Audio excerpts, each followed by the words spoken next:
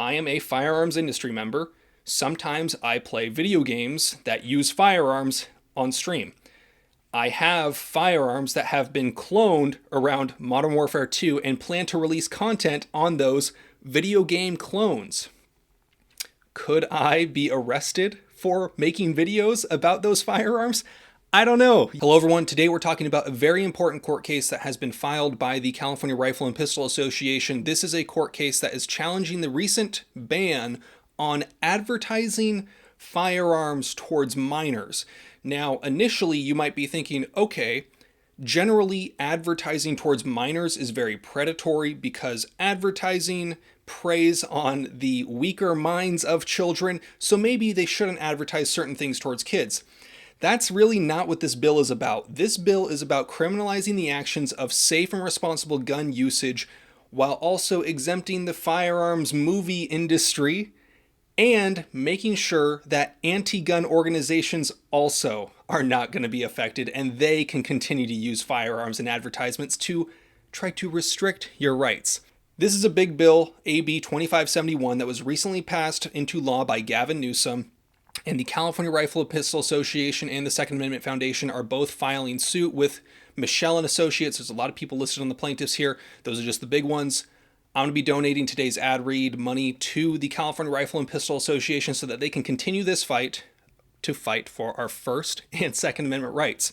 Because even channels like myself could potentially be affected by this for making certain types of content that I've got planned because it could be considered geared towards minors in some way. Now, I do want to say thank you to Zenith Firearms for supporting this channel and therefore indirectly supporting the California Rifle and Pistol Association. Thank you to the Zenith Firearms. If you want to check out some of the stuff they make a all made in America, US made, actual US made MP5 clone, the ZF5. If you're at all interested in the roller delayed blowback, that kind of thing, if you like MP5s, if you ever watch Die Hard, check them out. Made in America, very cool.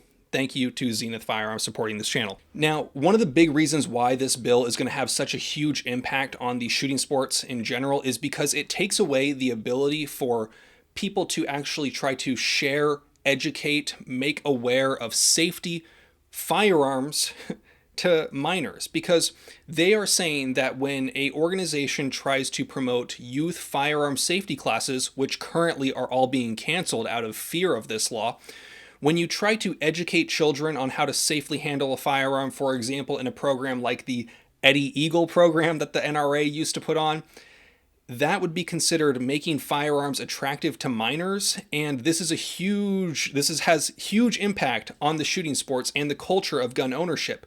Because if you never share the knowledge, never share the education of firearms to children or to minors, anyone that is responsible enough and should know how to safely be around a firearm, because chances are if you live in a home with firearms, your kids might come into contact with them, so education is very important.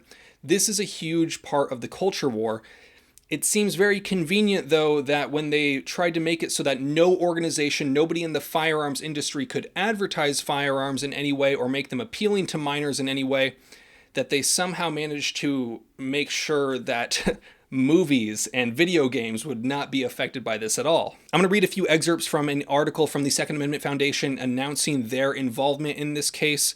Now, it says that California law prohibiting gun shops, sporting goods stores, and any firearms industry member, I could be included in that, from advertising, marketing, or arranging for placement any firearm-related product in a manner that is designed, intended, or reasonably appears to be attractive to minors. Now, I am a firearms industry member. Sometimes I play video games that use firearms on stream. I have firearms that have been cloned around Modern Warfare 2 and plan to release content on those video game clones. Could I be arrested for making videos about those firearms? I don't know. You tell me. It seems pretty dangerous at this point for me to try to release that kind of content.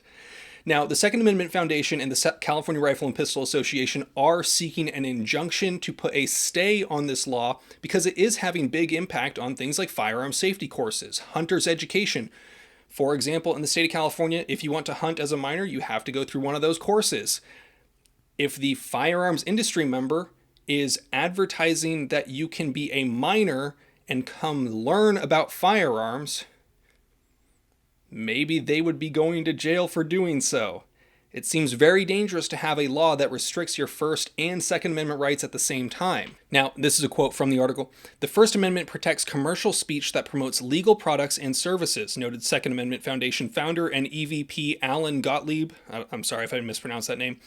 You simply cannot single out people engaged in legal business enterprise and forbid them from advertising or promoting their products just because you don't like them. That's what this case is about. While the law prohibits pro-gun advertising and display, the suit notes AB2571 does not, however, prohibit anti-gun organizations not formed for the express purpose of promoting, encouraging, or advocating for the purchase, use, or ownership of firearm-related products. For example, Moms Demand Action for Gun Sense in America, Gun Free Kids, and Every Town for Gun Safety from offering and soliciting youth memberships or using branded merchandise like hats, t-shirts, stuffed animals, coloring and activity books, stickers, pins, or buttons bearing anti-gun messages and slogans, or even images of unlawful firearms to spread their political message, promote their organizations, or solicit memberships for memberships or financial support. If that doesn't seem like a double standard, I don't know what does. This law would restrict your ability as a firearm industry member to actually talk about firearms in any way that could be deemed interesting or attractive to minors. Now, how do you determine what is geared towards minors? You know, guns are interesting. Kids play video games with guns in them. Can you not talk about the guns that are in those video games? What if you make a clone, like I have plans for with my Modern Warfare 2 clones?